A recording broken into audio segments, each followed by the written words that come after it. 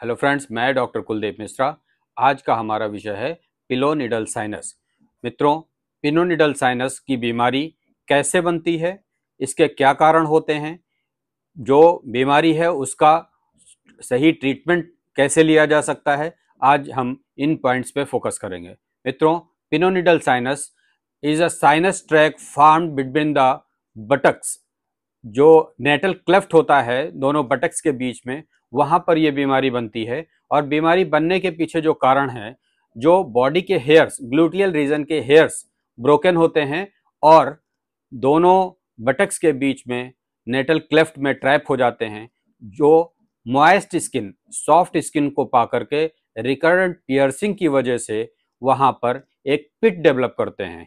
उस पिट के डेवलप होने के बाद वहां पर जो मॉइस्चर स्किन है और निगेटिव प्रेशर की वजह से उस पिट में हेयर्स ट्रैप कर जाते हैं, जो कि एक्सटर्नल इन्फेक्शन ले करके और वहाँ पर जो है लोकल का जो हेल्दी सेल्स होता है उसको गलाने लगते हैं, जिसकी वजह से वहाँ पे पिलोनिडल साइनस का फॉर्मेशन होता है।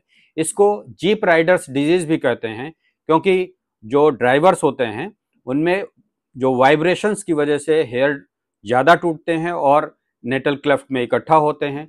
इसके लिए वो ऐसी जॉब है कि वो लोग ज़्यादा प्रोन होते हैं इस बीमारी के लिए, इसलिए इस डिजीज़ का नाम जीप राइडर्स डिजीज़ भी कहते हैं। मित्रों, ये जो बीमारी है ये मोस्ट कॉमन यंग एडल्ट्स में होती है। जो एकदम अभी 20 साल का 17 साल का लड़का है उसमें ये बीमारी होने के चांस ज़्यादा रहते हैं। हाँ, अगर जो है मेल और फीमेल का रेशियो देखें तो मेल पर्सन जो है उसमें हर्सुटिज्म होने की वजह से, जो बॉडी सरफेस पे हेयर ज़्यादा मिलने की वजह से ये बीमारी उनको ज़्यादा होती है। होती महिलाओं में भी है, लेकिन कंपैरेटिवली अगर देखें तो कम होती है। रेशियो देखा जाए तो 3:1 का है। अगर 3 मेल पेशेंट आपको मिलेंगे ओपीडी में तो एक जो है फीमेल पेशेंट मिलेगी। इसकी पैथोजेनेसिस क्या होती है? मित्रों, जो ग्लूटियल रीजन के हेयर ब्रोकन होते हैं वो नेटल क्लेफ्ट में दोनों बटक्स के बीच में एक्यूमुलेट हो जाते हैं।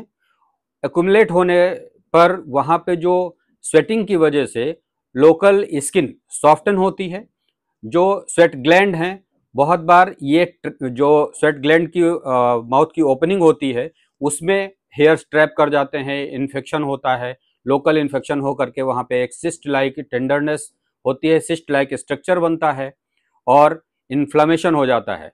ये नॉर्मली बहुत बार अपने आप भी ठीक हो जाता है, परंतु जब ये काफ़ी इन्फेक्टेड होता है और रिकरेंस रहती है तो बीनीथ द स्किन एक एरिया ऐसा बन जाता है जहाँ पे बंच ऑफ हेयर्स या नेस्ट ऑफ हेयर्स जैसा स्ट्रक्चर बनता है, जहाँ पर इन रिकरेंट इन्फेक्शन की वजह से फाउल स्मेलिंग डिस्चार्ज आने लगता है, जो बार बार उस जगह पर इस तरीके की ओपनिंग बनाता है जो पेशेंट को टेंडरनेस, पेन का एहसास कराती है।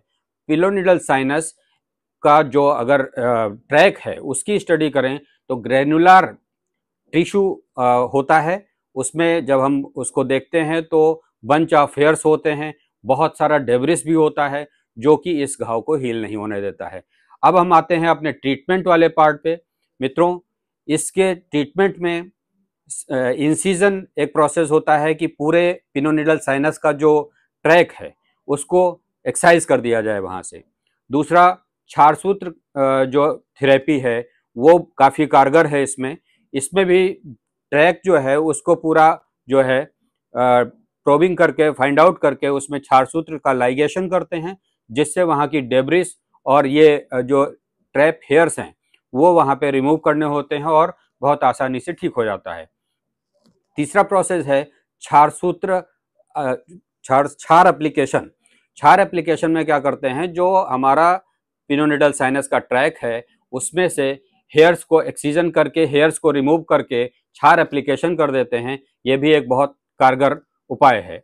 जेट प्लास्टी होती है, इसको महत्व दिया जाता है कि वहाँ पर जो स्कारिंग होती है, जो वहाँ पे स्पॉट आता है जेट प्लास्टी में, कहा जाता है कि बहुत कम होता है। इसके अलावा मार्सुपियलाइजेशन भी एक प्रोसेस होता है जो इसमें उपयोग किया जाता है। परंतु क्षारसूत्र विधि से अगर पिनोनिडल साइनस को लाइगेट करके प्रोसेस किया जाए तो ये बीमारी बहुत आसानी से ठीक हो जाती है, क्योंकि हम सभी जानते हैं क्षारसूत्र में जो क्षार का लेपन होता है उसमें छेदन, भेदन, लेखन तीनों ऐसे प्रोसेस जो इसमें बहुत उपयोगी हैं।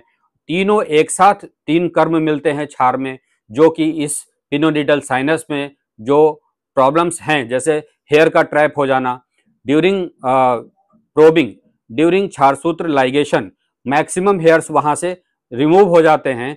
छेदन के बाद अगर हम भेदन की बात करें तो वहां पर जो डीपली पेनिट्रेटेड, जिनको जैसे बंच ऑफ हेयर्स कह रहे हैं या नेस्ट ऑफ हेयर्स हैं, वो रिमूव हो जाता है। लेखन का प्रोसेस जो होता है वो स्क्रैपिंग होता है, वहां से जो जितनी डेब्रिस जमा है हमारे पिनोनिडल साइनस पे उसको भी स्क्रैप करके अलग कर दिया जाता है, जिससे क्षारसूत्र विधि से किया हुआ पिनोनिडल साइनस का ट्रीटमेंट सक्सेस रेट बहुत ज्यादा होता है। ऐसा मैं नहीं कह रहा हूं, जो लिटरेचर्स हैं उसमें भी ऐसा बताया गया है कि क्षारसूत्र लाइगेशन से ये जो ट्रैक वाला पार्ट है ये इजीली ठीक हो जाता है और पूर्णतया ठीक हो जाता है। रिकरेंस के चांसेस मिनिमम होते हैं। Thank you.